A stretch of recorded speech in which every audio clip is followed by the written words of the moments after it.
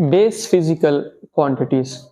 कल हमने physical quantities के बारे में डिस्कस किया था कि फिजिकल क्वांटिटीज फर्स्ट ईयर के बुक में 3 है पहले चैप्टर में। एक बेस है, एक डिराइव्ड है और एक आपके पास सप्लीमेंट्री है। क्या है? सप्लीमेंट्री। तो बेस फिजिकल क्वांटिटीज क्या है? ऐसी क्वांटिटीज जिनसे दूसरी क्वांटिटीज जो है वो बन सकती है, लेकिन ये खुद फंडामेंटल है, ये किसी और क्वांटिटी से मिलकर नहीं बनी है। ये बेस है, ये फंडामेंटल है, ठीक है। इनसे दूसरे तो बन सकते हैं लेकिन ये खुद किसी से नहीं बनी है। तो हम इसको किस तरह लिखेंगे? Those quantities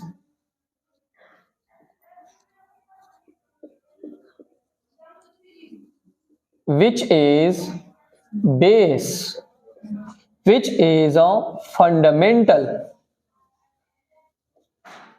from which other quantities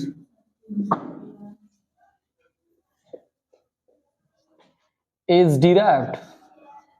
ऐसी क्वांटिटीज जिनसे दूसरी क्वांटिटीज को हम डिराइव कर सकते हैं, लेकिन ये खुद किसी और क्वांटिटी से नहीं बनी है, ठीक है। They are 7 in number, they are 7 in a number.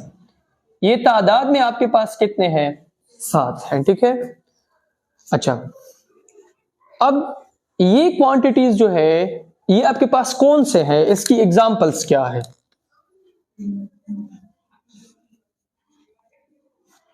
देखिए, इसकी पहली एग्जांपल है लेंथ। लेंथ आपके पास बेस फिजिकल क्वांटिटी है और इसका जो सिंबल है वो आपके पास एल है।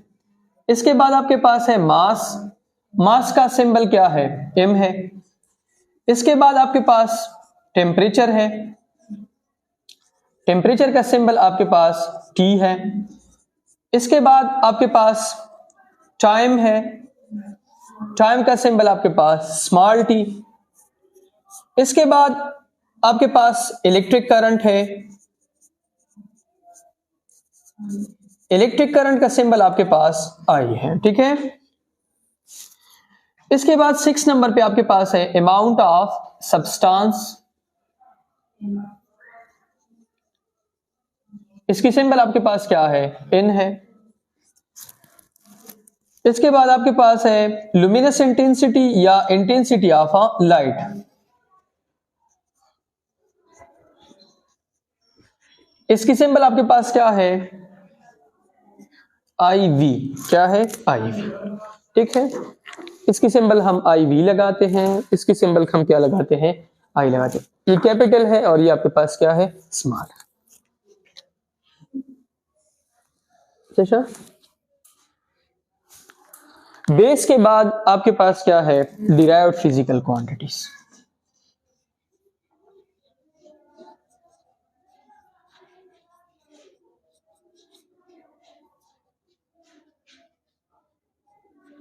डिराइव्ड फिजिकल क्वांटिटीज, जब भी हम दो बेस क्वांटिटीज को आपस में मल्टीप्लाई करेंगे या उनको आपस में डिवाइड करेंगे, तो जो नई क्वांटिटी आएगी वो आपके पास क्या होगी? डिराइव्ड होगी। डिराइव्ड क्वांटिटीज बेस क्वांटिटी से ही आपके पास ऑब्टेन होती हैं। जब आप बेस क्वांटिटीज को या मल्टीप्लाई करते हो या आप डिवाइड करते हो, तो नई जो आपके पास क्वांटिटी आएगी वो आपके पास क्या होगी? डिराइव्ड। तो हम क्या लिखेंगे? Those quantities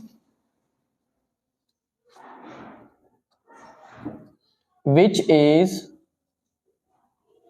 derived from base। ऐसी क्वांटिटीज जो बेस से डिराइव्ड होती हैं उनको हम क्या बोलते हैं? Derived quantities. या when 2 or more base quantities is either multiplied or divide to one another, the new quantity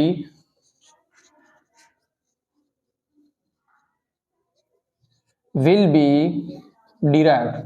तो जो नई क्वांटिटी होगी वो आपके पास क्या होगी? डिराइव्ड। दो या दो से ज्यादा जब हम बेस क्वांटिटीज को आपस में मल्टीप्लाई करेंगे तो जो नई क्वांटिटी होगी वो आपके पास क्या होगी? डिराइव्ड होगी।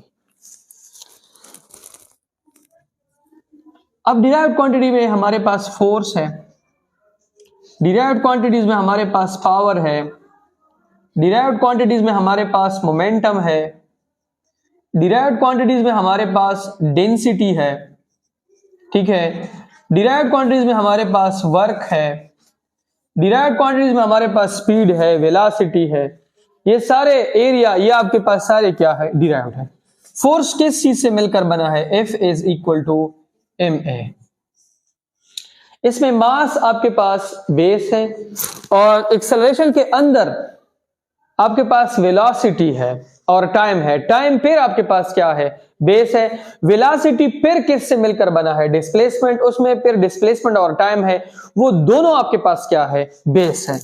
पावर में आपके पास है work divided by time. Work फिर आपके पास है F dot S divided by time.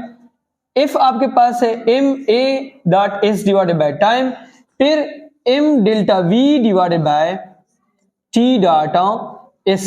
ये सारी आपके पास कौन सी क्वांटिटीज है? बेस है। आप जब भी किसी डिराइव्ड क्वांटिटी को लोगे और आप उनको मजीद स्टडी करोगे तो उनके अंदर आपको कौन सी क्वांटिटी मिलेगी? Base quantity. इसमें एक एमसीक्यूज आ सकती है, वो है कि the number of base physical quantities are dash, तो आपके पास 7 है। और इसमें एक एमसीक्यूज आ सकती है कि the number of derived physical quantities, ये आपके पास इनफाइनाइट है। इस तरह के एमसीक्यूज भी आ सकते हैं कि द नंबर ऑफ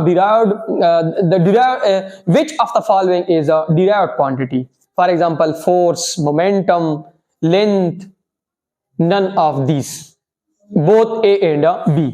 तो आपके पास मोमेंटम और जो मैंने पहले बताई वो आपके पास क्या है? डिराइव्ड है। इस तरह भी आ सकती है कि which of the following is a base, आपको दिए गए हैं कि length, mass, time, all of them, तो आप क्या करोगे? ऑल ऑफ देम को टिक दोगे, ठीक है।